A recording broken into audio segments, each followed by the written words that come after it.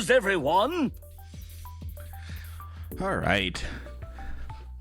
And a lot of the news today comes from our good friend Tidal. Cyclo, did you have anything this week? And I'm sorry, I was kind of in a panic when I got down here earlier. I haven't gotten to check yet. I didn't check. Nothing today. That's okay, friend. Don't worry about it. I appreciate the help that you can give to me whenever you can, man. And when you can't, I get it. So let's go ahead and jump right into this first one. You could have a region of your brain dedicated recognizing Pokemon. It seems weird, but it seems like the news today is kind of a little all over the place. I'll go ahead and say that. Researchers at Stanford University have discovered that people who played Pokemon as children in the 90s might share a small region of their brains where all their information all that information is held, as reported by Ars Technica and a recent paper published in the Scientific Journal of Nature, and an accompanying YouTube video. If you prefer that to reading, all right, breaks down the results of an experiment. They compared the brains of people who played a lot of Pokemon in their childhood around the 1995 to 1998 with people who don't play Pokemon at all. Interesting.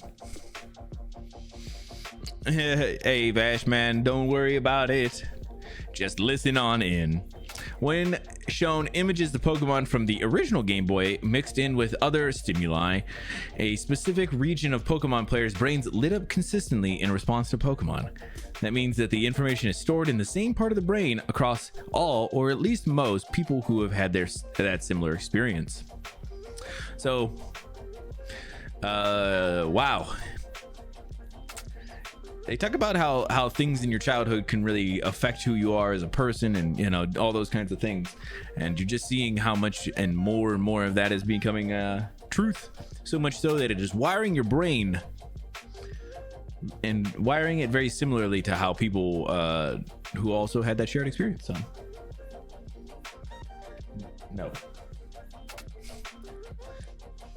So yeah, I think that's pretty interesting, you know. And actually, I don't know why it reminds me. Maybe just because I wanted to talk about it a little bit too.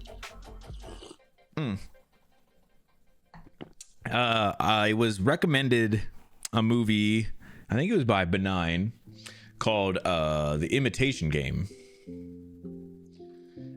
Yeah, right? The Imitation Game. And it's about Alan Turing. And I watched that yesterday. It was pretty interesting. Not a fantastic film, I will say that, but a good film. It has Benedict Cumberbatch. Is that how you say his name? I feel like I could easily mess that up. Fox News breaking: Nintendo controlling children by taking over part of their brain. Cumberland Bandersnatch? Yeah, I think we were calling him Cucumber. What were we calling him? Eggs Benedict Cucumber Salad?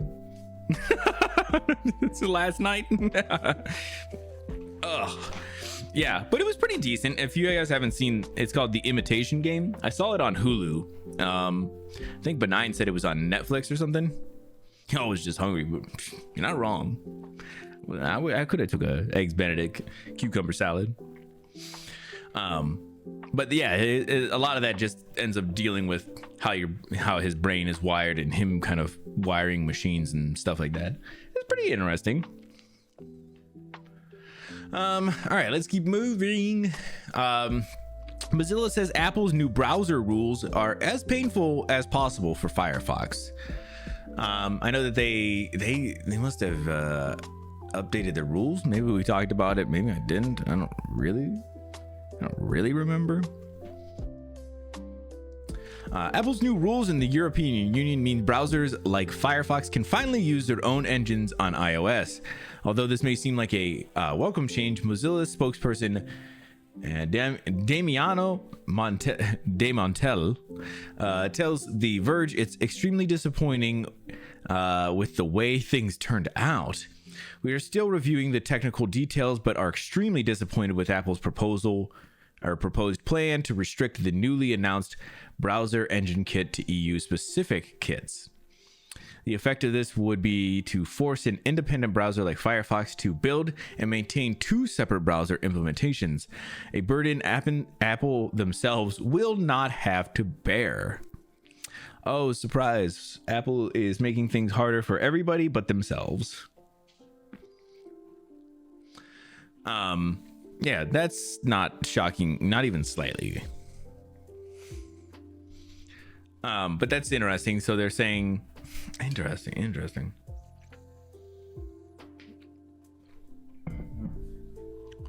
Because my thought was like, couldn't you just make your, I guess like your EU kit be the same as like your US kit and have them be the same thing, but maybe there's something specific to.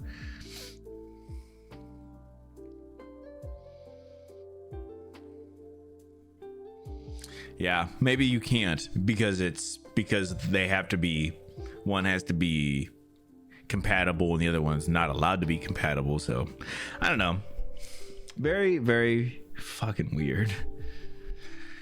But Apple gonna Apple, you know. I saw that their VR AR thing, their headset just came out or is coming out soon. So I've seen a bunch of like videos and reviews and shit over it. People are saying that it's okay. I think people are starting to realize that $3,500 is a lot of money to spend on a piece of almost kind of prototypey type of kit. So, oops. Oh yeah.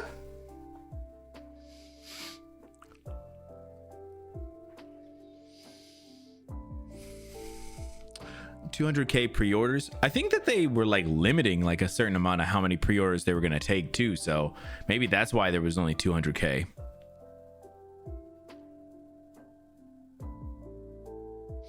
I don't know what number. Yeah, that's true. I don't even know what number that would.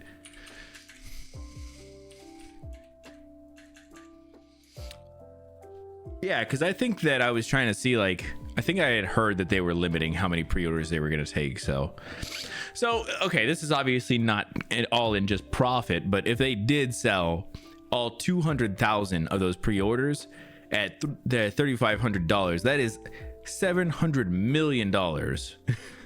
Again, not in profit, just in, you know, what they would in their sales, you know. That's a lot of money. That's a lot of money. So maybe it is a lot.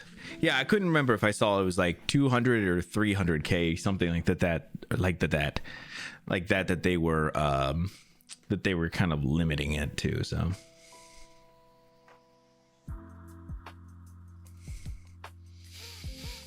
listed the cost of parts. I wonder what it cost. Do you remember kind of what it was? It was like 1,500. Oh shit, yeah. Okay. Yeah, and then you take into marketing and stuff. They're probably not doing. It's probably not that crazy. Yo, Ron, what's happening? Did someone say Monday? That's right, man. We were talking about Apple, and obviously their terrible browser rules that they've just instilled, but also their VR AR headset is coming out, I think this week or next week. And so a lot of articles and videos and stuff have been coming out about it.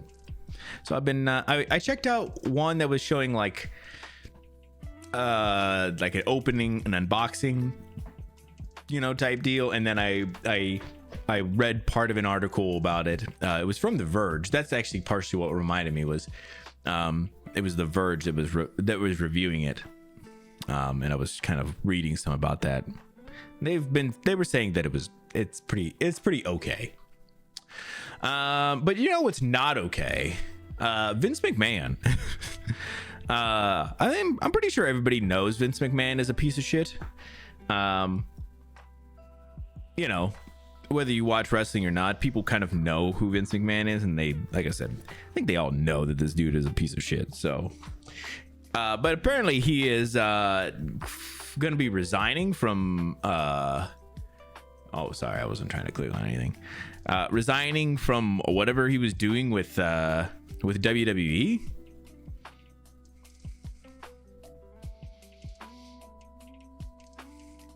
Just waiting out the raid, even though it's been going on for 12 hours. What do you mean the raid? What happened, man? Resigning again. Yeah, because he resigned. He had to like step down for a little bit, right? And then like Triple H took over, and people were saying how much better everything was running. And then when he came back, his daughter was like, I'm out. I can't deal with this. And she left.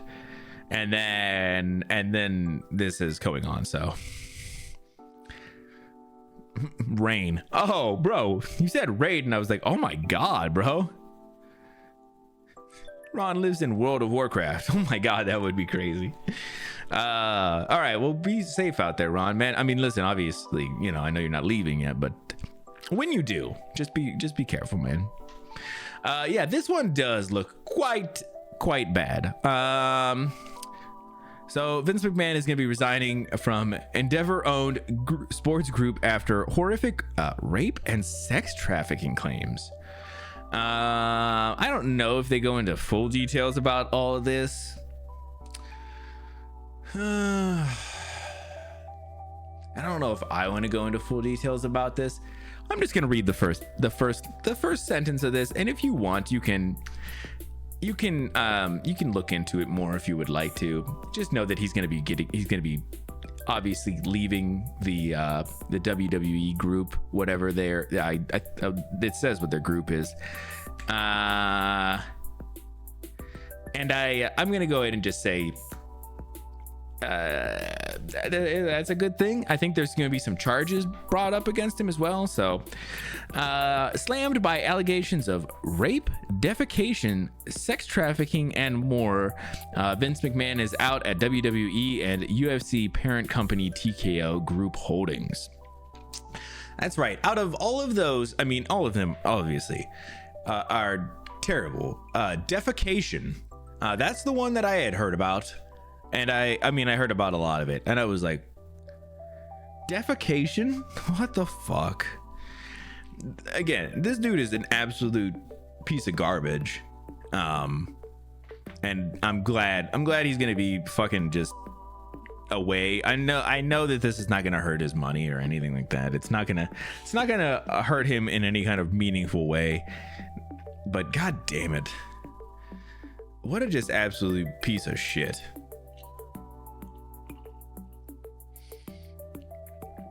Living in a Blade Runner post-apocalyptics. Why famous people can't keep it in their pants? Well, that's a great question, man. I don't know.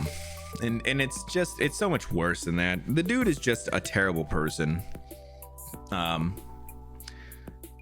I don't really want to talk about it too much more, but I believe Title put this in here, and I wanted to bring it up, but not go into the details. Like I said, if you want to go into the details, you are more than welcome to, and you know, but you know, just know the dude is human trash. I think this was one from Title as well. Something about some more layoffs. This one is from Embracer. Is going to be laying off an undisclosed number of Eidos? Is it Eidos? Montreal staff with an unannounced Deus Ex Machina or Deus Ex game reportedly canceled. So he dropped this in here, and I think he or I found this one. I can't remember exactly.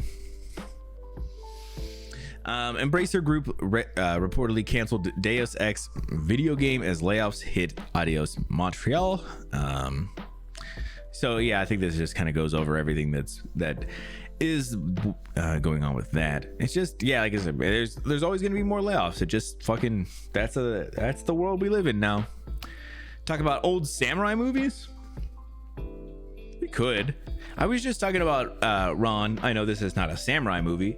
I was talking about that I watched The Imitation Game last night. Have you ever seen that one? It was pretty decent.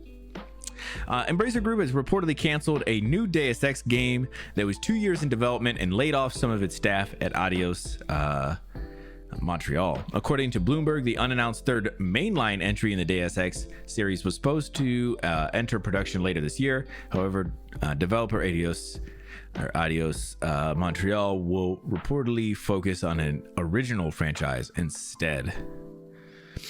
Imitation Game? Yeah, The Imitation Game. It's about Alan Turing.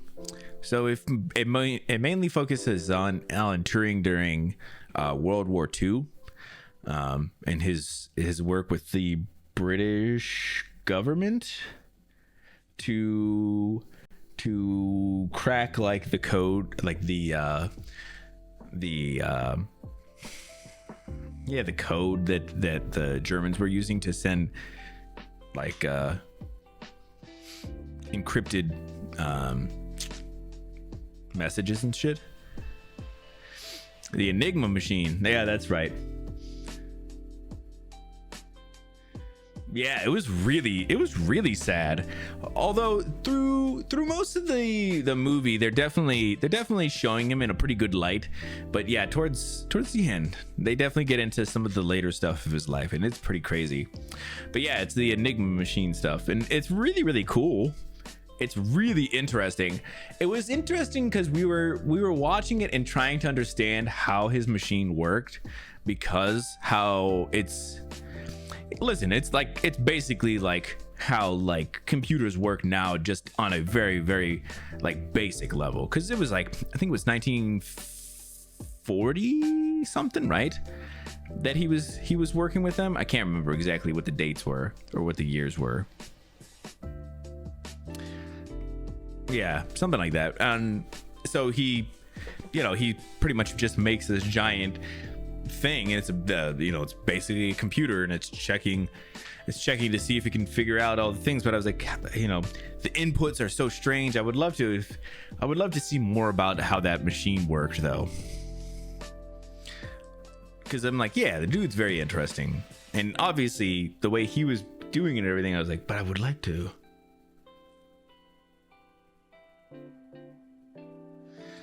It was a randomizer that was not really random. They found the flaw. Yeah, but like, it was, I mean, because yeah, the thing couldn't, they were trying to figure out how to, at least how the movie's kind of setting it up was that they were using the machine to try and figure it out. And of course, the machine couldn't work fast enough to do it, because they were trying to say, like, if you were running like all of the variables, or trying everything that you could, it would take like, an ungodly amount of time. So you speed that up with a machine. The thing is, if you give it more information, it can speed those things up a lot quicker. So they end up finding, the flaw. So it was really good. It's worth checking out, though. I'm gonna finish up this last paragraph, and then we can move on. But Adios Montreal released a statement on Twitter addressing the layoffs, but not the reported Deus Ex game cancellation. The global economic context, the challenge of our industry, and the comprehensive restructuring announced by Embracer have finally impacted our studio. The difficult decision has been made to let go 97 people from the development team, administration, and support service. So really freaking stupid. But yeah, I mean, I think Embracer is up there as one of the ones that's been letting go like a ton of people. Hopefully we're getting to the end, I think I say it every time this comes up, but I really do hope so. Nah. Nah. Okay. Shit.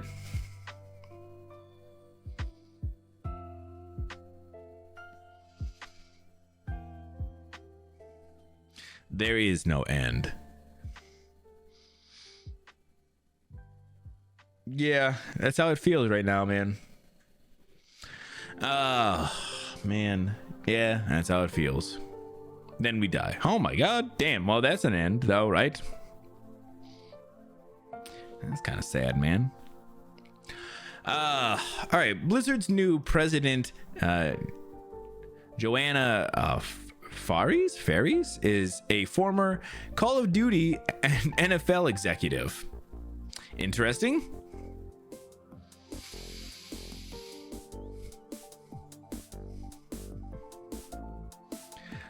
Everything is okay until Valve and Capcom start doing it. Then we know we're in trouble. Yeah, but they probably understand how to structure their company in a way that doesn't make them do that. You know, it just seemed like it either is like a lot of these companies like didn't understand how to structure their companies and just hired an ass load of people, and then they realized like, we can't pay for an ass load of people. Or they acquire people and then it's like redundant positions and stuff like that, which I understand layoffs in an acquisition, but Jesus Christ.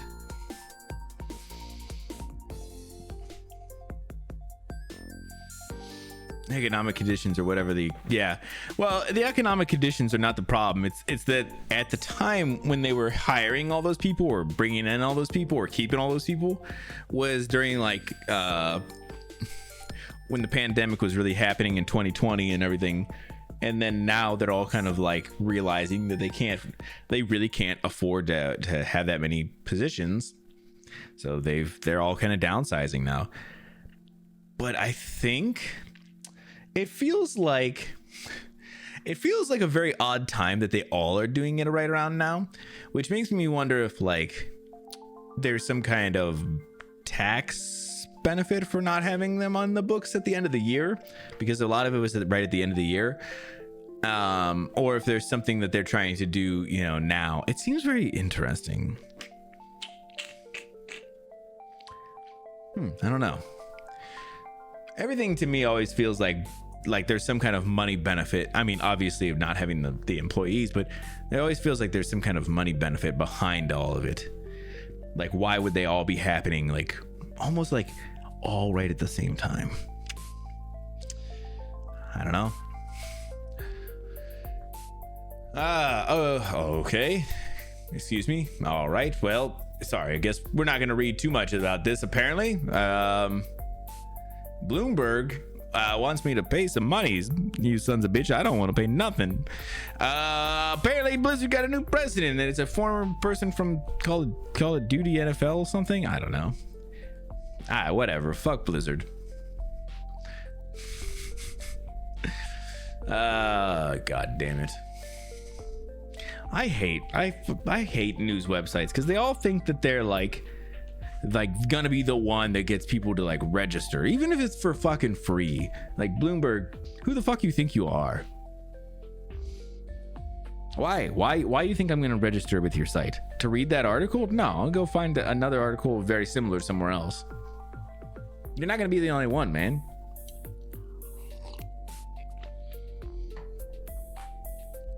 I do not understand what they are thinking. It just more causes me to not want to be on your site.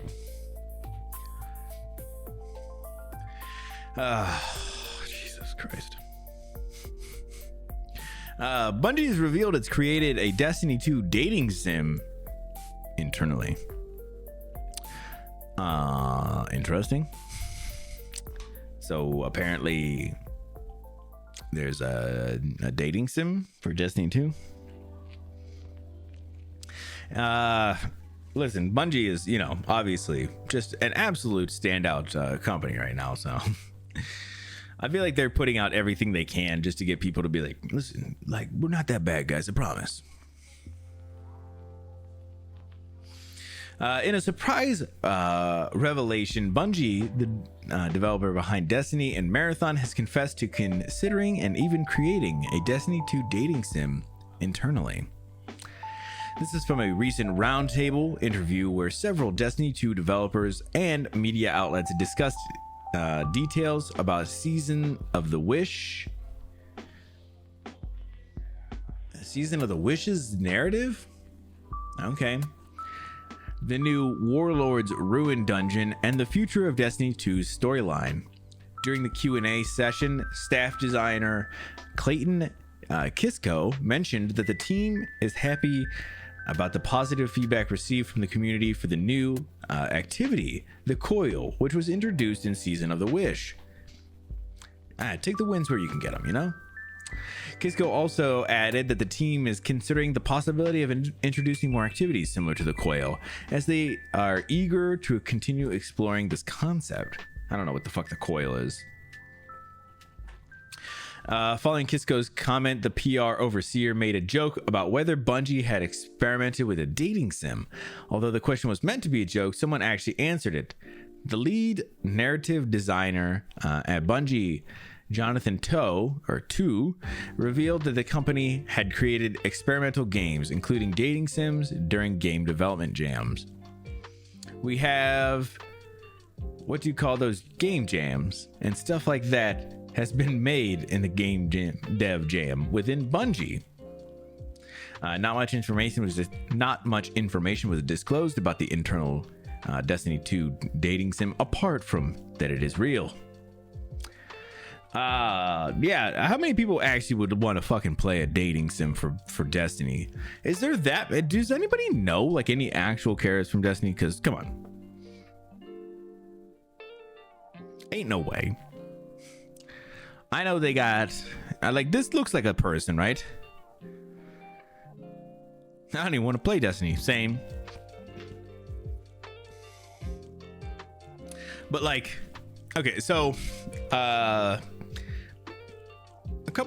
year or so ago, Vash and I, you know, we were hanging out with it was another stream team, Big Cozy Couch. I don't know if you guys have heard of them or not, but that was our big Destiny connection.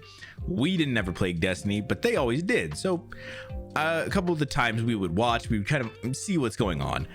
And one of the times I was like, maybe I'll try and play with them, you know, just because I thought that would be kind of a fun activity. Even if I don't enjoy the game, going over and checking them out would be fun. So I like booted it up, and you got to do like the intro stuff. And I got like 10 minutes in and I was like, fuck this. I was like, sorry guys, this is not worth it to me. But I like understand there's like classes, like, you know, in Destiny or whatever. There's like 3 different classes, I think. Outside of that, is there really fucking anything else you could do for a dating sim? Like who are you dating? There's got to be characters, I guess, right? But like, there's like a story and shit, but I guess I don't know what the story is. I don't even know. I don't even want to play Destiny. Damn. Yeah, me neither, man. It was not an enjoyable time. And I know people like it. I mean, again, I just for me, I did not enjoy it. I was hoping I would, though. Like hack and slash. I do like a hack and slash game, though, actually, man. Ooh, you know what? I've been trying to get back into gaming again off stream. It doesn't last very long. I was last playing Dredge. I still haven't finished it. I need to get back into it. I was playing it at night and stuff, and then I was getting slammed at work. So then I was getting home super late from work, and then also having to go in super early. So I essentially was coming home either streaming, eating, or going to bed. Dredge at night. Yeah, man, it was great, bruh. Yeah, tell me about it. It was great, man.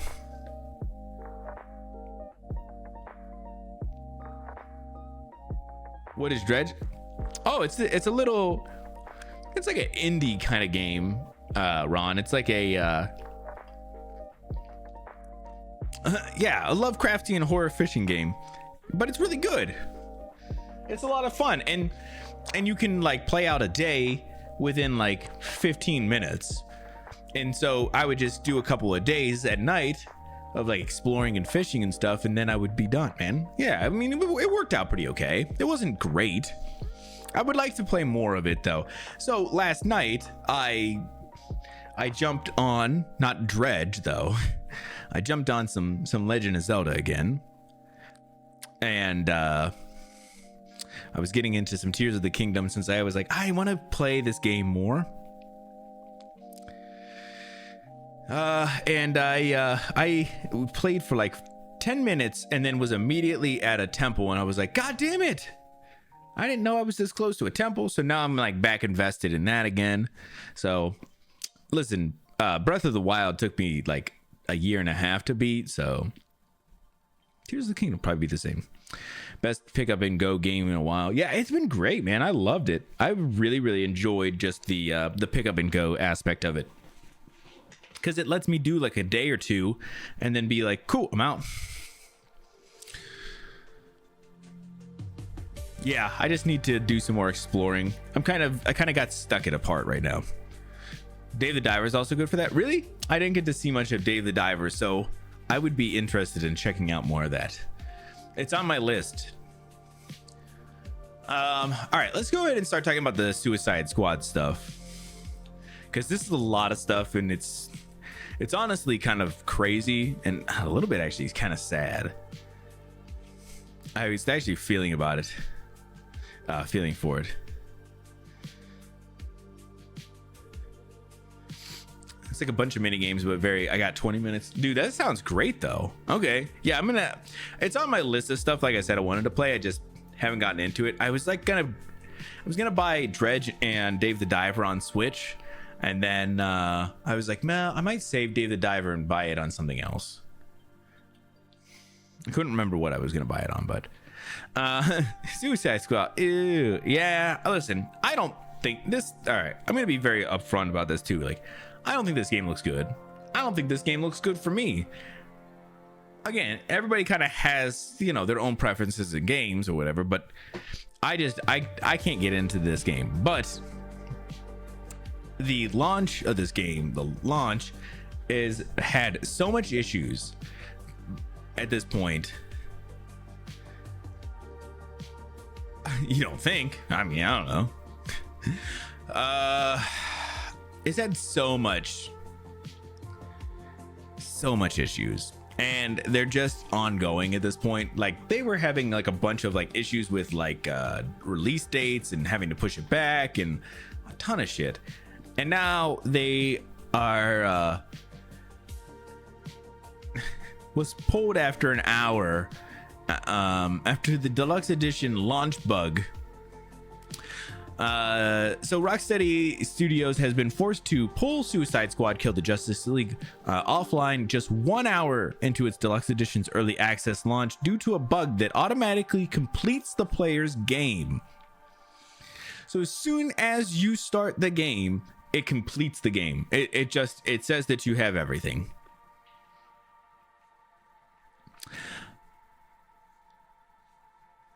Oh my god.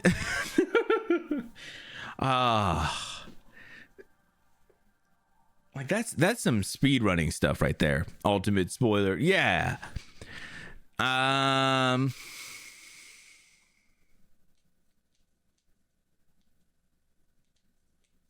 Though the Batman Arkham Universe live service game doesn't launch proper until February 2nd, those who paid an extra $30 for the deluxe edition were granted 3 days of early access. This means it's now should be available in New England.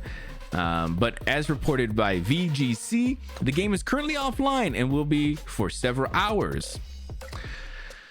So from here, Rocksteady made a tweet saying that we are aware that a number of players are currently experiencing an issue whereby upon logging into the game for the first time, they have full story completion. To resolve the issue, we will be performing maintenance on the game servers. During this time, the game will be unavailable. We expect this to take several hours and will update once we have more information. We apologize for this inconvenience. So obviously they figure out what's going on. You know, they're get everything back on. I've seen some people playing it, you know, getting a little early access here. But from there, apparently, searches for Suicide Squad Refund surge 791% following the game's early access launch disaster.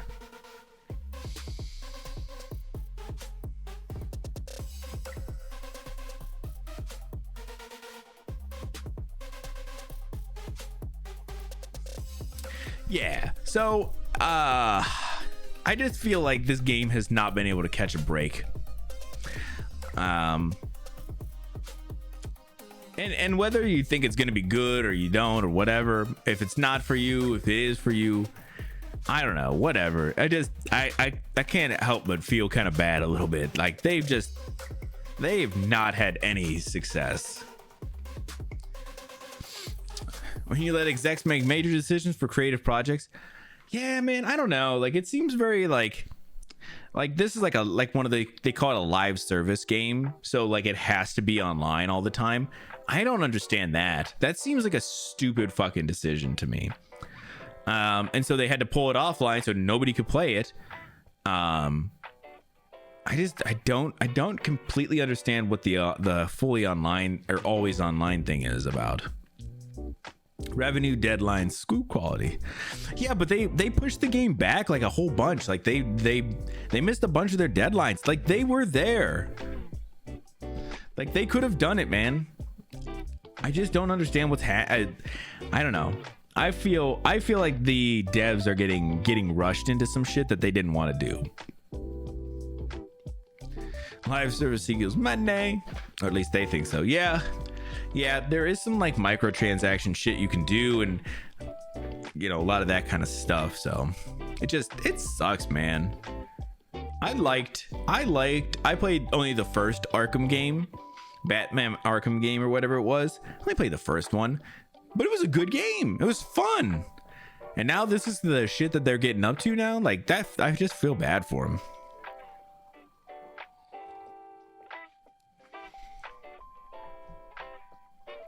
I don't know. So I figure we'd go over it real quick, but I'm not going to go into too depth. Not to go in too depth, too deep on this. Yeah, I don't want to go too deep on this. I don't care that much. I just feel bad for like the devs and stuff. It just feels, like I said, like they can't catch a break at this point. Although, like I said, I did see some of the game, and God, it does not look interesting to me. It feels very much like the same thing over and over and over again.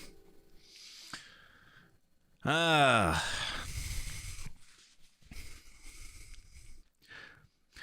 right, on to this next one. NASA astronauts could be at risk of moonquakes and landslides while exploring the lunar South Pole.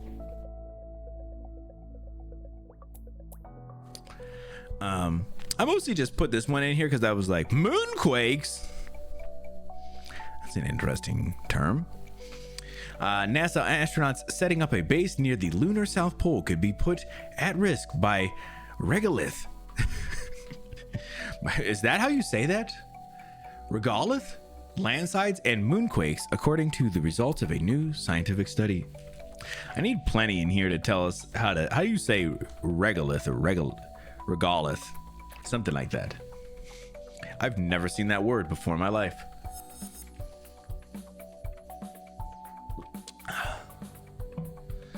The circumference of the Earth's moon has been shrunk by about 150 feet over the past few 100 million years, as heat loss from the satellite's interior structure has caused the entire world to contract. This seemingly subtle transformation has forced the moon's brittle surface to wrinkle. The fracture at locations where sections of the crust came into contact, causing widespread warping and the appearance of fault zones. I don't know, man. It must be somewhat.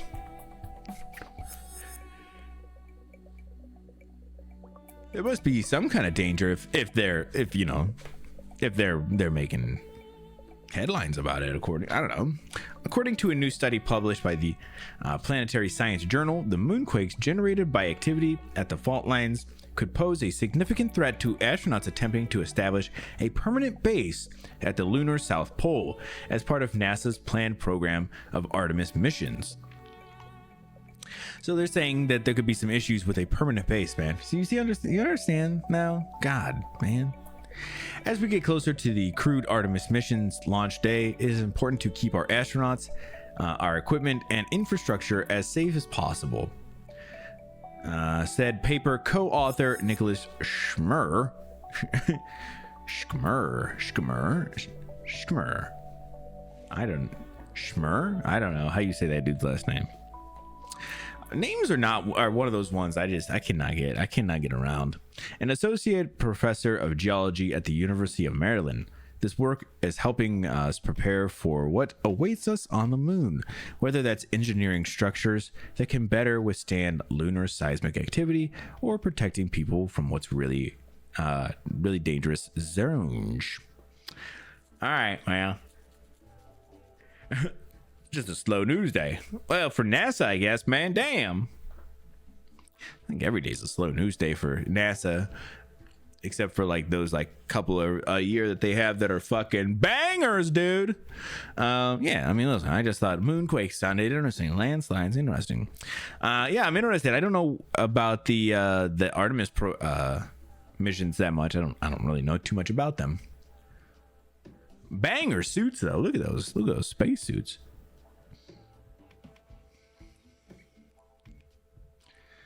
NASA recently announced a series of delays to its Artemis program, which have been pushed the first crew launch of its next generation Orion spacecraft to 2025. Ah, motherfucker.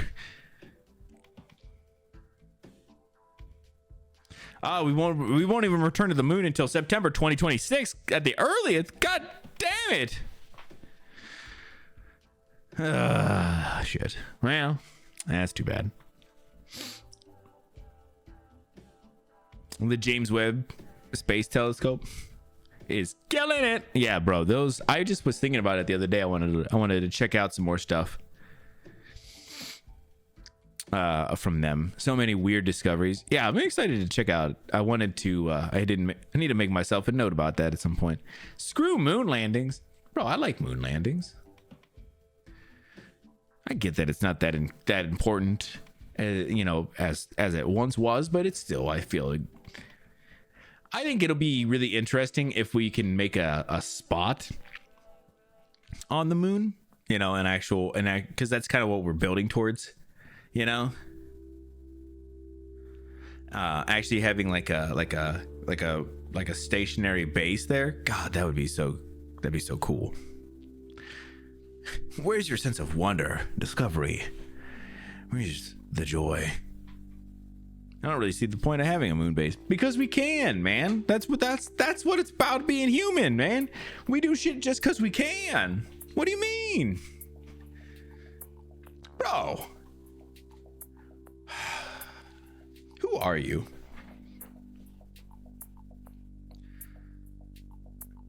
How are we supposed to shoot? Yeah, how are we supposed to shoot asteroids?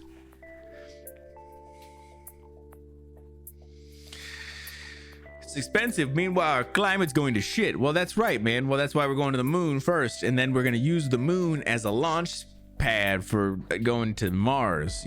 Obviously, bro. Jesus. Come on, man. Read a fucking movie.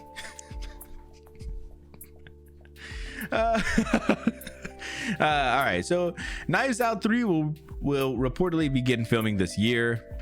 I just put this in here because Knives Out movies, pretty good movies. If you haven't ever seen them, I didn't know they were gonna do another one, but apparently they are. So I just mostly put this in here just so that you guys can see it. So screw Mars, bro. What do you mean screw Mars? What's wrong with Mars? I still gotta see Glass Onion. I thought Glass Onion was really good, actually. I was for some reason I was like, was it better than the first? It was not better than the first, but it was good. It was really good. There's some cringe in it though, I will say that. Dave Bautista plays a some kind of YouTube creator or something. It's very fucking weird, man. I don't know. That part was kind of strange. They were like, it felt very much that Steve Buscemi, how do you do, fellow kids meme. That's how it felt. Yes, we understand that YouTube is a thing. But yeah, it's worth checking out, man. Man. Also, did you guys know that this Madam Web movie is coming out like in February? I think. Is it fucking February that it's coming out? Do they not have the date in here? I'm pretty sure it is. February 14th. Jesus. I felt like they released one trailer for this and they were like, I thought that was a fan film coming out on YouTube. Well, it's not. It's coming out to full theaters. So Madam Web star Dakota Johnson says it was absolutely chaotic or psychotic to film with a blue screen. Great. Listen, I thought the movie looked like absolute ass before, but now I've absolutely just completely lost any kind of hope that this is going to be a good film at any point. Dakota Johnson has admitted to having concerns about her blue screen work in Madam Web, saying filming those scenes felt absolutely psychotic. In a recent interview with Entertainment Weekly, Johnson opened up about her on-set experience filming Sony Pictures' forthcoming Marvel film Madam Web. The actress revealed she has never worked with blue screens for special effects before, and the process made her question certain aspects of her performance. I've never really done a movie where you are on a blue screen and there's a fake explosion going off and someone's going explosion and you act like there's an explosion. That to me was absolutely psychotic. I was like, I don't know if it's going to be good at all. I hope I did an okay job. Essentially, she's just questioning everything and then also being like, I don't know what this movie's going to be. So like, I don't know, guys. I was like, oh, good. That sounds awesome. Sounds like she has a lot of trust in this film. Why are people gonna see movies anymore? Yeah, and listen, every once in a while there's an absolute banger that comes out that, you know, I'm excited to go see, but then there's fucking 20 of these kinds of films that come out every couple of months and I don't have the bandwidth. I'm not gonna go see this shit. Oh my god. And this is like a whole nother level of bad. I'm sure of it. Like, people were talking about Morbius being bad. I'm sure this movie's gonna be so much worse. There's no fucking way it's better. No shot. God, oh man. Yeah, I felt like we had just seen something about it, and then they were like, and it comes out next month. And I'm like, what? How did we not hear about this before?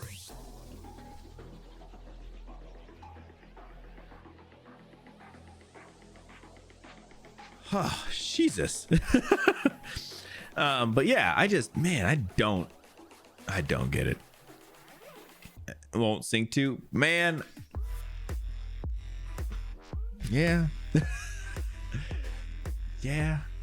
All right, let's keep on moving. I saw this one was posted in the Discord the other day, but not in the news, and then I found an actual thing about it and I wanted to bring it up.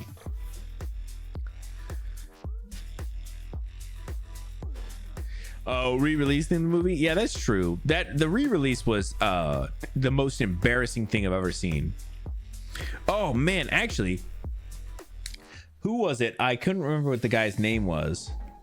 It was a guy I watched a video. I don't know why, just because the guy is really funny. But there's a guy who did a video on YouTube about going to see the movie 10 times.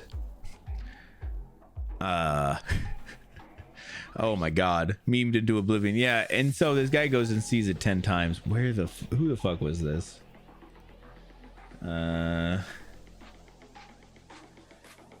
Morbius.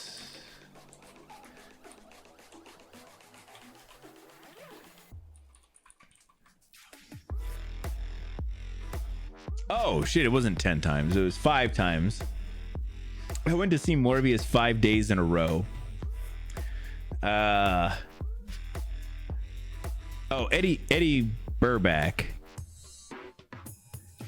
Yeah, I couldn't remember his name. That's still 5 too many, bro. So what he did, because he was like, I don't want to give this piece of shit film my money, was he bought a ticket for a different film, a film that he actually thought was a good movie or was worth giving that money to, and then went and saw Morbius instead. So that way he wouldn't even count as a number. So he wasn't giving the movie that money, and then also not being counted as a person who saw that movie. King move. Right. Yeah, essentially he would go see it, talk about like his experience of like sneaking in and doing all that kind of shit, which was pretty funny, and then like afterwards he would talk like a little bit about the movie, and then go through and do it again, and then like talk about the next part of the movie. And so like after the 5 days you kind of get the whole plot of the movie and everything, and it's pretty fucking hilarious. I thought it was great. Yeah, I just went on YouTube and searched. I watched Morbius 5 times.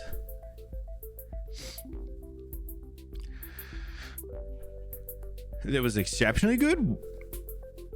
What was it, man? What movie? So Stardew Valley's 1.6 update may hit PCs ahead of consoles and mobile. Stardew Valley creator Eric Concerned Ape Baron has confirmed that the game, or the long-awaited 1.6 update, will launch in 2024, and that it will likely come to PC ahead of consoles and mobile versions of the game. Makes sense. 1.6 ended up being a little larger in scope than originally planned. I'm done adding major content to it now, and it is in the bug fixing and polishing phase until it's ready for release. Thanks for your patience. It'll be fun to see everyone play it. Damn, I am excited. I'm excited to see what he's doing. I know he's been adding a lot of pretty interesting things, and so I just thought this was a cool little update. The dude is legit actually awesome. Definitely don't go over to my YouTube tomorrow and watch the short that is talking shit about him. So it was Vash mostly. So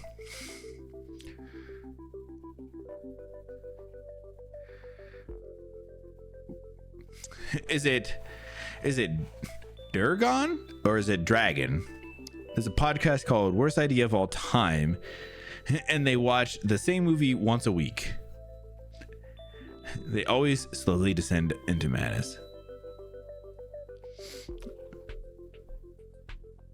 He's always so good. Donnie Yen is amazing.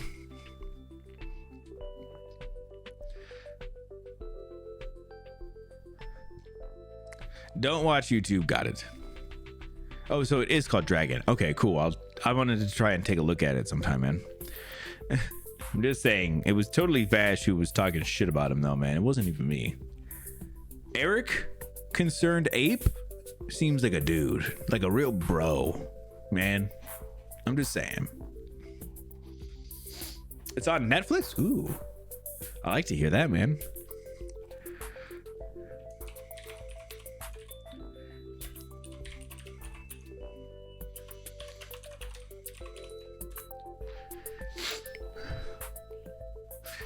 There, I put it on my list, man. Yeah, that was all this one was. Just a little excitement for the new Stardew update that's gonna be happening. This next one is actually fucking crazy. I don't know that there's been any. I don't know if there's been an update or not yet, but apparently Amelia Earhart's plane wreckage may have been found on the ocean floor after 87 years. May have.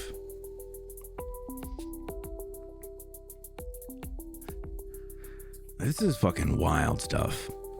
Amelia Earhart's disappearance remains an enduring mystery, with theories ranging from an alien kidnapping to a crash landing on a remote island. Now, Deep Sea Vision is claiming that it might have found the wreckage of her Lockheed 10E Electra aircraft on the bottom of the ocean floor. Over the weekend, the company, funded by former Air Force Intelligence Office Tony Romeo,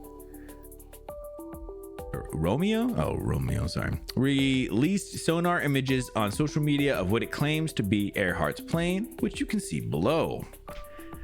Obviously, you can see kind of it has that look. There is definitely got to be more, actual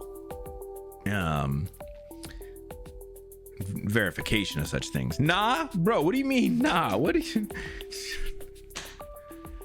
do you mean nah?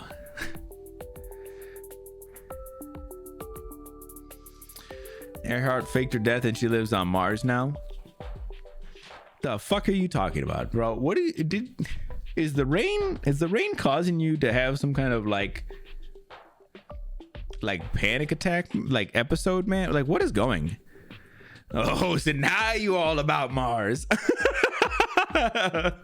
What is happening to Ron right now? The man is contradicting himself all over the place too.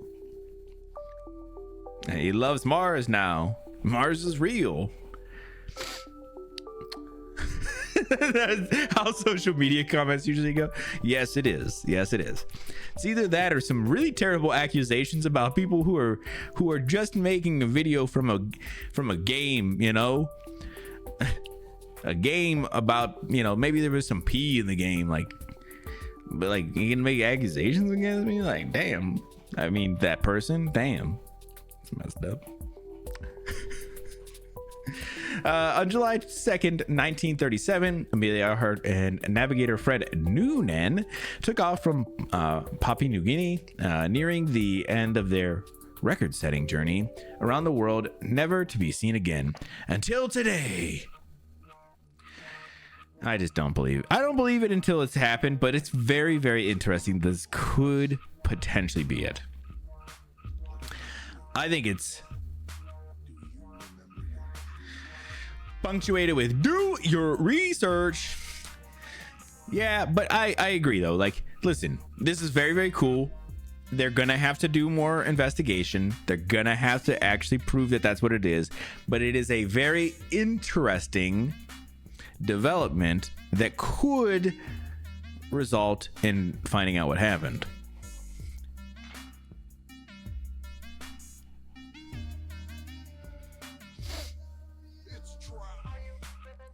They got to go down there, right? They have to actually prove that that's what it is.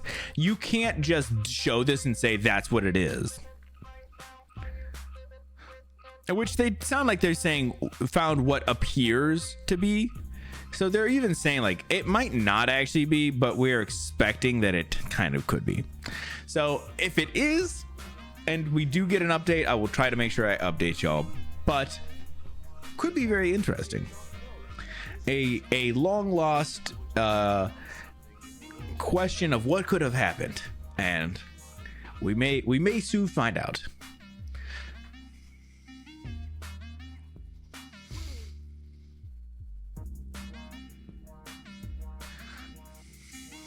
They're gonna do a Horizon Zero Dawn movie, really, or show? I didn't know that they were going to. That's pretty cool. Horizon Zero Dawn, kind of a boring ass game. Outside of fighting the monster stuff, that stuff was kind of fun. There are tons of planes gone down there, right? That's kind of the thing too, right? That's true as well. A new animated Witcher. Really? Is it a show as well? Relive how bad Silent Hill Ascension was with this new excellent It's Trauma merch. So I saw this and I was like, I was like, oh, this is just merged from Polygon about the terrible Silent Hill show thing, Ascension, whatever that thing was. Apparently it is not. So I will read on here. Silent Hill Ascension hasn't made a big impact on video game world, but maybe its licensed t-shirt will. I don't know why I emphasize t-shirt or T in t-shirt. Konami recently announced some tie-in merch, which is now available on its website. The store features some generic shirts and hoodies, a green beanie, but most importantly, a light blue t-shirt and mug that says "It's Trauma," surrounded by rainbows and stars in the bubbliest font. So,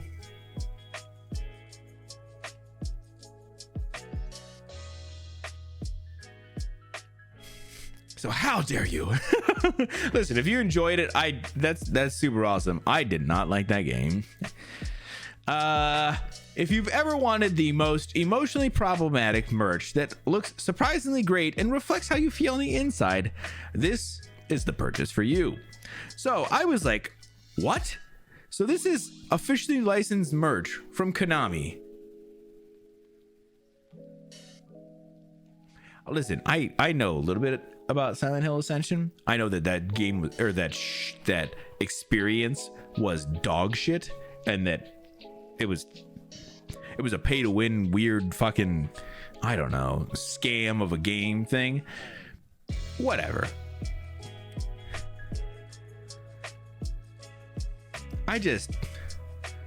What a weird fucking shirt. But then, like, I think Polygon's completely correct. Like, the shirt actually fucking slaps, but it's also a little bit problematic, but it also is kind of great. It's very strange.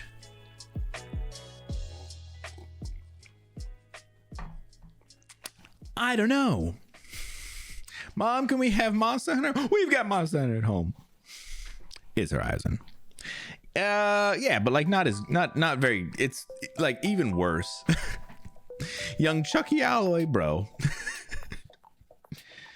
Listen, I'm not even, like I said, I'm not even saying that, you know, of course, I think that there's parts of that story that are fine. I felt like the story of that game was like 2 hours long, and that game is 80 hours long.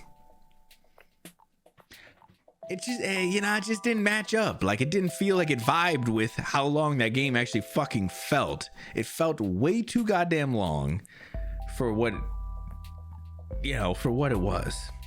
I thought parts of the story are great. Lance Reddick, amazing, of course. Also, guys, hold on real quick too. Speaking of, yeah, I know, I remember she did look like Chucky.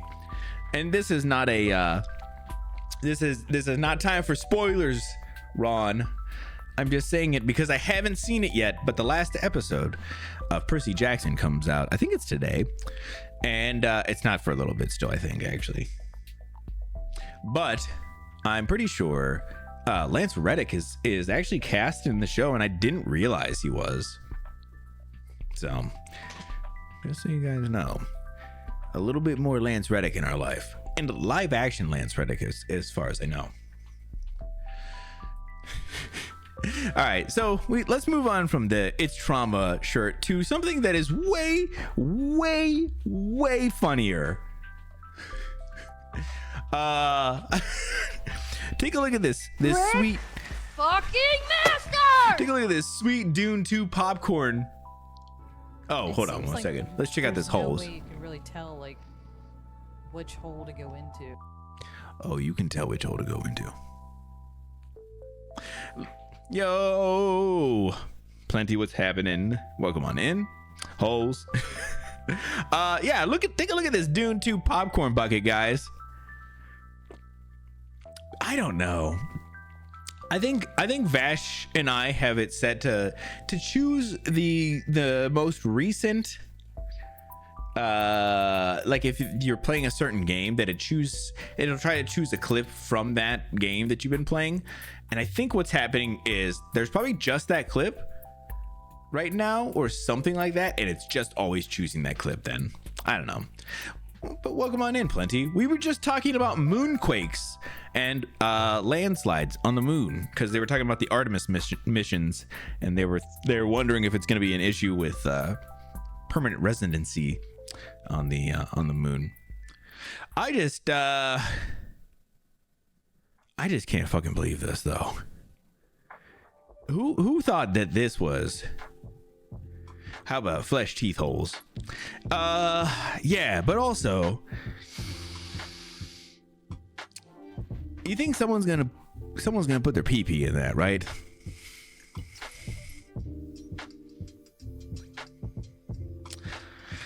You want to know who stole Zeus's lightning? Because I can totally tell you. Ron. I know who did it. So you're not gonna spoil me, but you're gonna spoil somebody in chat, bro. So don't. If you do, you're getting banned, or you're getting timed out. You're getting timed out for a certain amount of minutes. Then it's not a quick timeout either. You're getting real timed out, bro. You know, come in here, you don't spoil shit. Moonquakes. God damn it, Ron. Thank you, Casper. Yeah, moonquakes, right? One of the many holes I would not stick my hand into. That's true. I agree. Who thought this was a good idea? I like the subtitle for this too. I'm sure people online are being totally normal about this. Yo, Jenny, what's happening? Welcome on in. Yeah, like, why? Where can I buy my Dune popcorn order? Bro, no, Ron, you're not allowed to have one of these. For scientific research, stop it. They knew what they were doing. Right, I know. I agree. Oh my God. Okay, so nothing says I'm a huge fan of this popular movie quite like the movie theater exclusive popcorn bucket that you can purchase at the concession stand. The Wonka bucket came in the shape of a chocolate iconic hat, while Barbie was naturally a pink convertible. These things get kind of pricey, but when you're a hardcore fan, you do what you must. And if you're a fan of the Dune franchise, you might be motivated to go the extra mile. YouTuber Chris Parker posted a picture of the alleged Dune 2 popcorn bucket, and they are sure something. All right.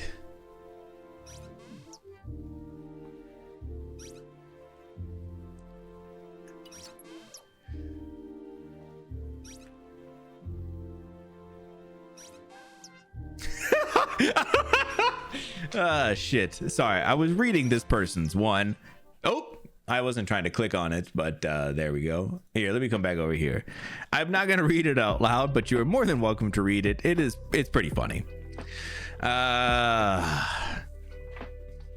Yeah, bro, I was playing Power World and was curious on what was happening.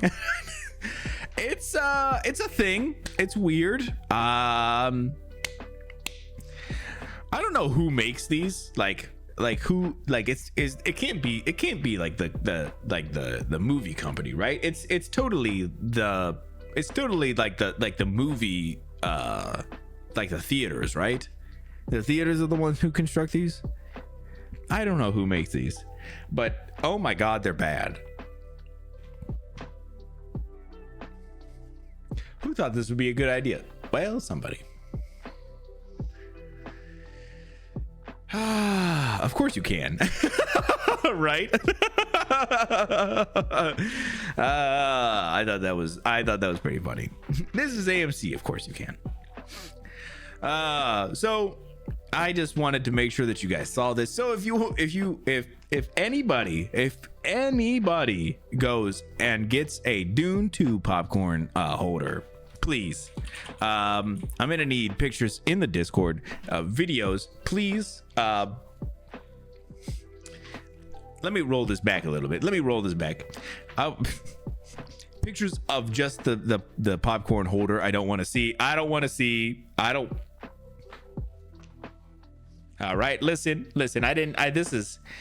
We do not need that in the Discord. But but I kind of want to.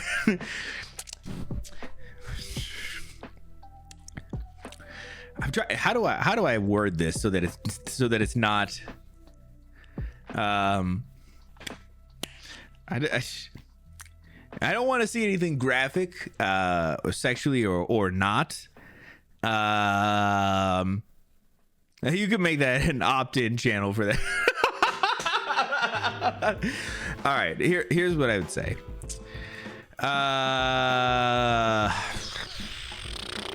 I'm just saying, like, you know, listen, I just want to see somebody like, oh my god, there's no way to say this. There's no way to say this without it being fucking weird. I'm sorry. All right, I just want to see. I want to see. I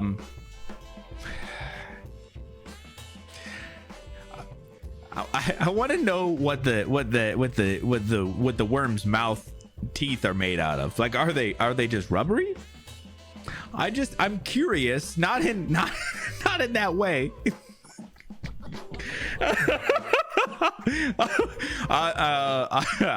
Rubbery. I don't know.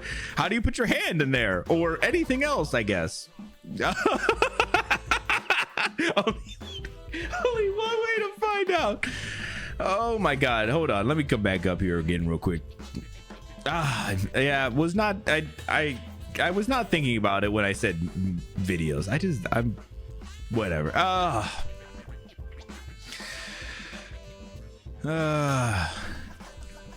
I've never watched the Dune movie, but put it with a no spoiler tag. Yeah, there. Put it. You can put it in the Discord. Just make sure it says something about spoilers. Mark it for spoilers so nobody can see it. What is it supposed to represent? Oh, it's supposed to be one of the sandworms from the movie. Ollie. Do not show it in use. There we go. Yes, not in use.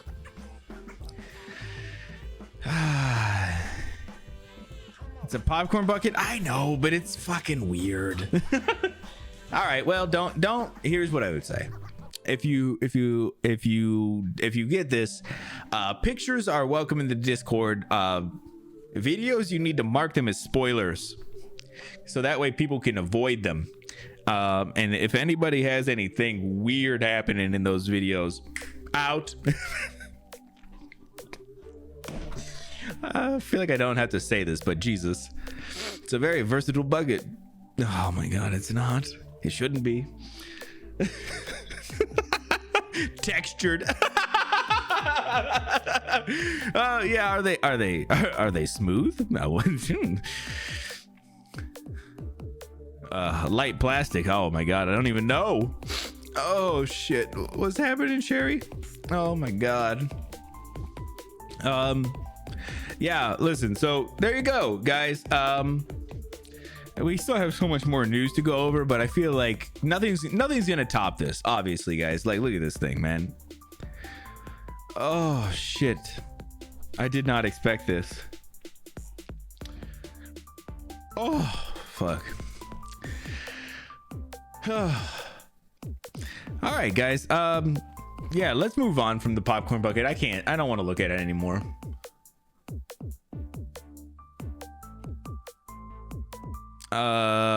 Is there an alternative attachment to the bucket?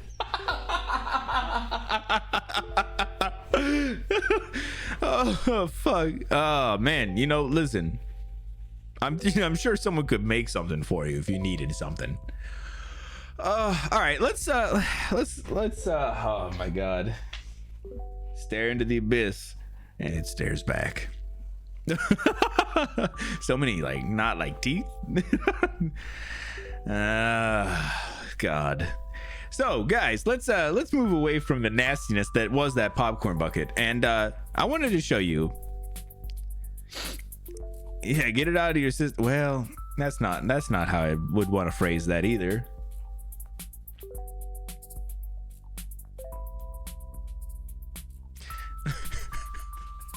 Let's get into something a little more serious. I don't know, a little less horny. All right. There you go. Oh, beautiful. Thank you, guys. Oh, Jesus Christ. I didn't expect that. So there's a movie coming out this year called Monkey Man. And I watched the trailer and I was like, I don't know if I'm going to show this off. And then I kind of got through like towards the end and I was like, yeah, this is worth showing. So I wanted to show you guys this. This is from Dave Patel, who I believe is written or something, and Jordan Peele, who's producing. Yeah, and I wanted to show you guys this. It seems pretty interesting.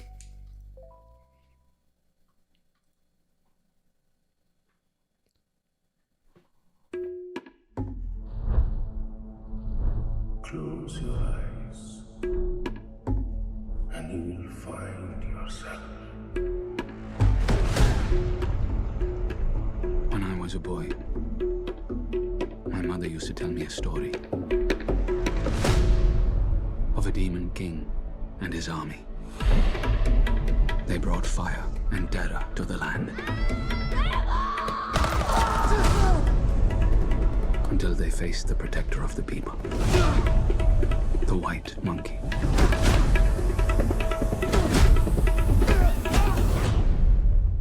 There you are. You are a beast. In this city, the rich don't see us as people. Give me the job no one wants to do. I'll do it.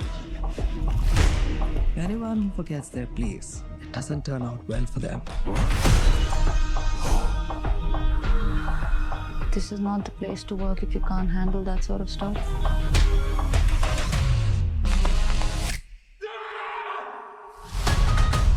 Every day, I've prayed for a way to protect the weak. I've got an answer to every prayer. I call her Nikki. Minaj, big bumper, nice headlights. Let's boogie.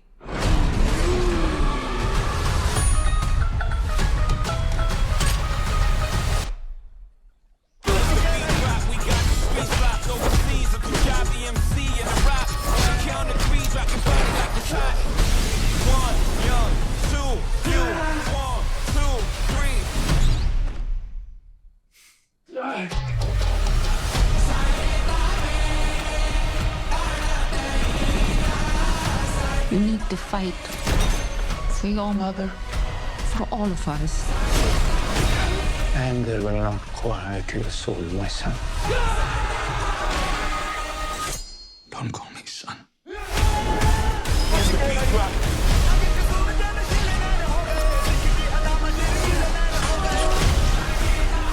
It's time to remember who you are. But only love kills more when will they learn?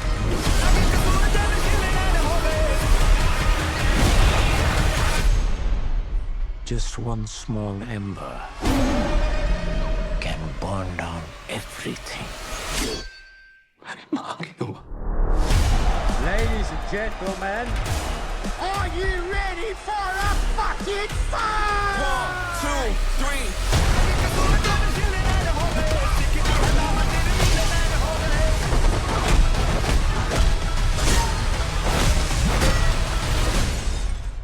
Yeah.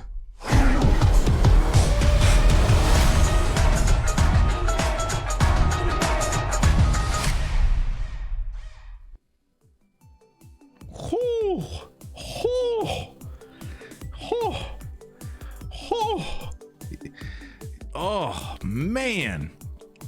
Oh yeah, that last little bit at the end, it sold me. The fight choreography looks fucking so good. Dev is always good. I've not gotten to see him in much of anything. I really wanted to watch Green Knight, and this made me remember that I really want to watch that. But I didn't know real shit about this, and then people were saying like this is kind of putting him into like that action star kind of potentially, like this is like that rise hopefully. And I was like maybe, and then I was like, oh my god, bro, he might actually be able to fucking pull it off. Loki waiting for gameplay. Yo, Benign, what's happening, dude? Hey, Benign, I was just talking about that. I watched that Imitation Game movie last night. John Wick and Man from Nowhere influences. Yeah, they definitely got some influence there. It looks so good though. Fucks with it. Looks like a good time right there, right? I'm so excited for it, man. Slumdog Millionaire. Oh, damn. I didn't even remember. It's been a long time. And Green Knight. Green Knight is one of those ones I want to go through and I haven't gotten to see. Spilled. Oh, I'm so sorry to hear that, Ollie. Hopefully you're able to get it cleaned up quick. Hopefully it didn't mess up anything. It was so good. Yeah, I'd like to check it out. But Green Knight is the one I'm really excited for. You liked it? I did like it, man. I thought it was pretty good. I've been telling people to check it out. I thought it was good, interesting, and then, you know, very sad. So yeah, it's fine now. Good. I'm glad to hear that. But yeah, I thought this movie looks super fucking cool. Then Green Knight. Okay, all right, I will, man. I just thought this looked fucking cool. I watched like the beginning of it and was like, I don't know. And then like immediately I was like, I regret thinking that this wasn't gonna be great. It looks so fucking good. So I'm all about it. This other one is a trailer for it's a documentary. I was gonna say, I almost said it wrong. This is a documentary about card collecting called The Hobby. And I watched a little bit of this trailer and I was like, yeah, let's check this out, because I have some things I would like to say about it. But important story told. Dude literally invented the computer. Yeah, he's amazing. It was really, really cool. Well, I'm in the middle of the game. That's some BS. So yeah, I wanted to show you guys this one as well. Some of the kids, maybe they're too sophisticated to be collectors. Now they want to be investors, which is really the wrong approach to a nice hobby. Record-breaking sales. A card sold for $5.9 million. COVID was something that nobody obviously expected to happen, right? When it happened, there's a lot of chatter in our industry thinking the market's going to crash.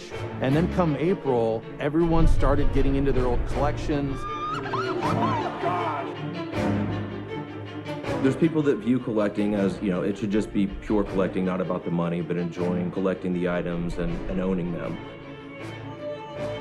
I received an email from a reader who said, I don't think you got the full story. They got us, guys. About a 5-minute smash and grab. 5 grown men were fighting over trading cards outside the Brookfield Target. More than a podcast, a hobby, it's more than just collecting. It's really become a major part of my life. Fanatics moving beyond commerce. Josh Luber is going to be the person who is going to run this new company. I consider myself more on the collector side. Hey, man, if I have an opportunity to flip something, then I'm going to take that. I can appreciate that I now happen to have something that's worth a lot of money, but that's not why I started collecting. It's not just a piece of cardboard now. Now we could keep a piece of history. Honor Swagger cards are going for more than some of the vacation homes we're offering in our real estate division. And people are certainly seeing the value and the investment potential in this industry. But at the end of the day, it then just comes down to the collector, right? If there's nobody who has a love and a passion for these cards, everything above that is useless. So that's really where the true lifeblood of this hobby is.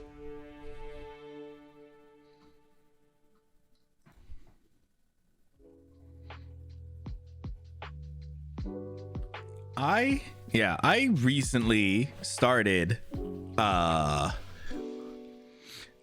kind of paying attention, not collecting anything, like that's not how this is, just paying attention to card collecting and stuff like that and seeing how that whole thing kind of goes. And I feel like this is actually kind of up my alley, just kind of talking about like everything from card collecting and everything. I'm kind of really someone there? Really interested. Yo, Aiden, what's happening, buddy? I'm really interested to see what happens here. Also, I have no idea what that's gonna look like in the Discord. I did fix the timing on it a little bit. Oh, Cyclo, bro, that's a perfect photo. You're gonna love that one, my dude.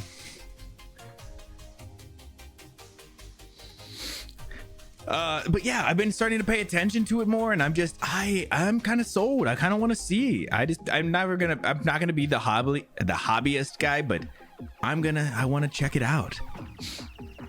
Shit, I'm already sold, right, Benign? Dude, it looks good. Ollie, Ollie, I have been doing really, really well this week. How have you been doing?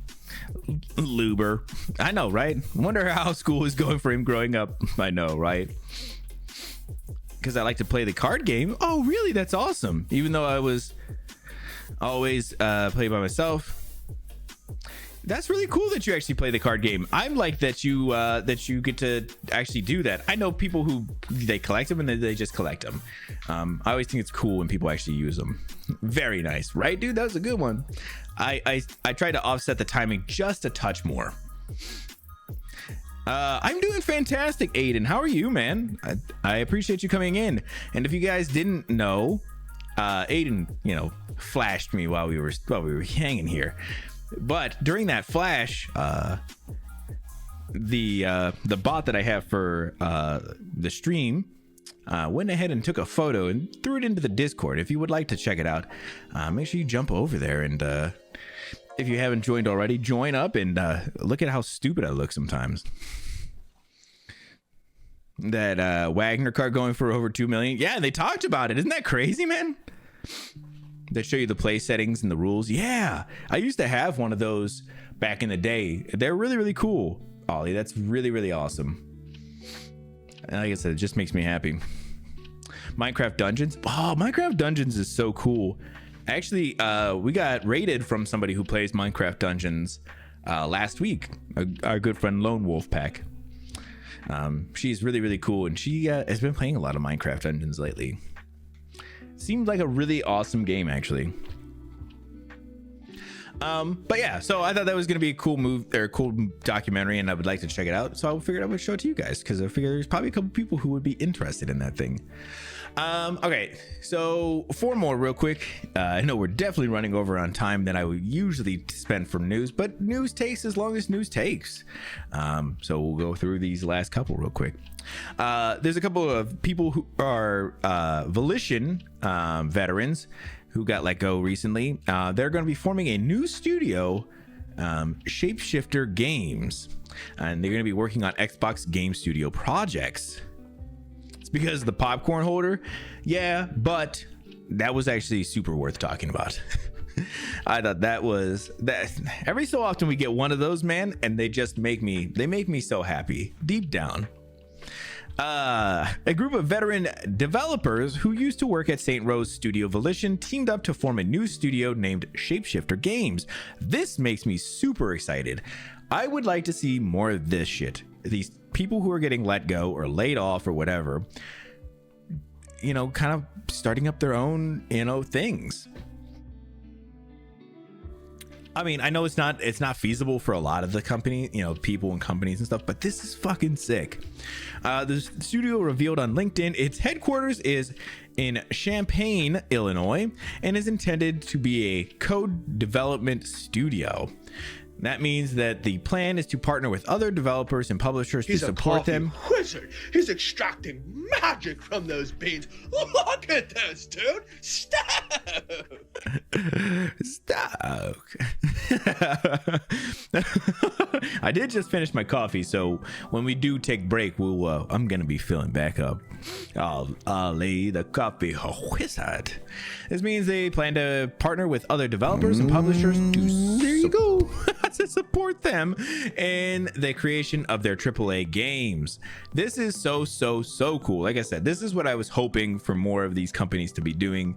Damn, did my lights not go down? They did not. I tried to fix them. Now they're fixed. So this is super cool. I would like to keep an eye on if they end up making anything. But yeah, I like this a lot. The sex box. Oh my gosh. The Xbox. I mean, listen, could be, I guess. This one's pretty fucking weird and a little dystopian. So Elon Musk's Neuralink has installed its first brain-computer interface in the head of a human being. I just want people to sit on this for a second. Sit on this. That's not quite what I was hoping for, especially after that popcorn bucket and thing. Sit with this, yeah, for just a second. Oh boy. Yeah, it's over. Humanity is doomed.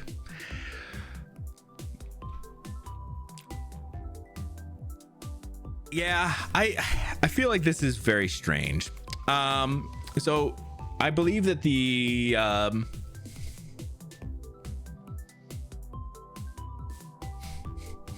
tons of novel ideas. Oh my god. All right, so let me go over the first couple of paragraphs because I believe it talks about that the first one, the first Neuralink being installed, and then it kind of goes over what Neuralink is. So Elon Musk's neurotechnology company Neuralink has installed its first brain-computer interface in the head of a human patient who is allegedly, I don't like this allegedly, recovering well after receiving the surgery. Interesting. I don't know why IGN said allegedly. I think the person said that they are. Elon said that they are. I just feel like allegedly is a weird way of putting that. All right. Neuralink was founded in 2016 by Musk and a handful of scientists and engineers with a goal to develop a brain-computer interface that will allow humans to interact with technology using neural signals. If realized, the interface would probably alter the lives of individuals living with paralysis, allowing them to communicate more efficiently with the outside world by granting them an unprecedented level of control over external devices. So I feel like the idea behind this is very nice. I have no idea if that's where it's going to end up. But I know that this could be a very interesting move now for humanity. So we will see what this ends up being like when it starts to be more fully realized. I just know I thought that this was a thing like where they finally got human trials to be able to they were greenlit for human trials, and I guess this is the first person at this point. Just interesting. How many movies have you seen about this type of thing going wrong? You're not wrong. It is obviously going to be an elective kind of surgery, and probably ridiculously expensive. I don't think it'll be fully realized before we're all gone, but very, very crazy. Freaking Family Guy. AKA they didn't have a choice in it. Maybe, I don't know, man. I don't know this person at all. My assumption is that they did, but we know where it's ending up. Could be. I don't want because it's not just Elon. There's obviously some other people there. Maybe it'll be all right. I don't know. I don't want. We will see. But allegedly, the person is recovering well. All right. Hyperkins reveals an Oscar Mayer Wiener hot dog controller for your Nintendo Switch. Was anybody asking for this? No, didn't think so. Finally, Switch gamers can play Tears of the Kingdom with a hot dog. Gaming accessory and controller manufacturer Hyperkin announced partnership with a handful of popular food brands to create a new line of collectible food-themed Switch controllers today. The latest run of Hyperkin Bluetooth controllers will have Oscar Mayer, Kool-Aid, Sriracha, Kraft Mac and Cheese, and Heinz ketchup-themed colorways. At the time of writing, only the Oscar Mayer, Kool-Aid, and Sriracha collabs are available on Hyperkin's site, though. Each brand that's currently represented in the store also has a matching Switch carrying case. Oh, guys. Oh, there it is. Snack time. Where's the fucking thing, though? Where's the fucking... Can we go to their site? Yeah, but where's the goods, guys? Products. Oh my god, for Nintendo. Switch. Here we go. Here's the Sriracha one. Let's take a look at her. Ah, yes, this looks great. What about the Kool-Aid one? Here, hold on. Oh, yeah. That's awesome, guys. So cool. All right, I don't know. This is fucking stupid, isn't it?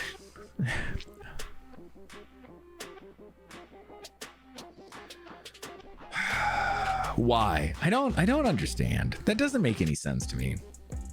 And there's probably fucking somebody who's gonna buy that stupid Oscar Mayer one for somebody because they think it's funny because, oh, you're playing with your wiener. Like, oh my God, that's hilarious. I don't know. All right, so the last one here is 2K confirms Spec Ops: The Line has been removed from sale because of expiring partnership licenses. What? Let's get into this one real quick. Like, highly regarded third-person military shooter Spec Ops: The Line has been removed from sale on Steam and other digital storefronts, and nobody seems to know why, not even the game designer or director. Spec Ops: The Line 2 came out in 2012 and didn't sell especially well. It was a decent third-party military shooter dropped in amongst games like Modern Warfare 3 and Black Ops 2. That was a tough spot for any game, but we still talk about it today because of its story. It's a Heart of Darkness style road to hell that dives headlong into the horrors of war and the trauma it inflicts on soldiers and civilians, with moments, one in particular, that make Modern Warfare 2's infamous no Russian level look almost quaint. Okay, the removal caught Spec Ops designer and director Corey Davids by surprise. Makes no sense, especially because the theme I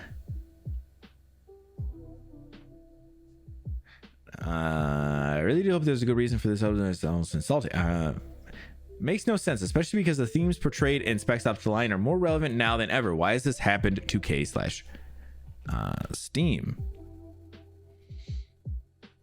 The cause for Spec Ops: The Line removal wasn't initially revealed, but many speculating the expiring license was the culprit. There was quite a bit of licensed music and Spec Ops soundtrack from artists including Jimi Hendrix, Deep Purple, Martha and the Vandals. Don't know that one as much, sorry. And Bjork. Hendrix's famous rendition of the Star Spangled Banner playing in the background of Spec Ops: The Line music menu. In the end, that's what it turned out to be. The statement provided to PC Gamer, a 2K Games rep, said it will no longer be available online storefronts regarding to partnership licenses. Okay, so damn, that's kind of sad. Apparently, this was a pretty decent game. Whoops, failed for the same reason. It's so hardly regarded. It's too real. I think that's probably pretty true, actually, friend. Sarcastic much? No, man, come on, that's not me. So I don't know much about this game, but that's kind of sad. But also, yeah, I guess that's what happens when you have licensed music. Just license your music to like a composer. I know that's not really feasible for everybody, but yeah, okay, cool. I think that's actually gonna wrap it up for the news today. We'll hang out a little bit before we get into some Last of Us 2, but that should be it for the news. Thank you all so much for coming out, and I will see y'all on the other side.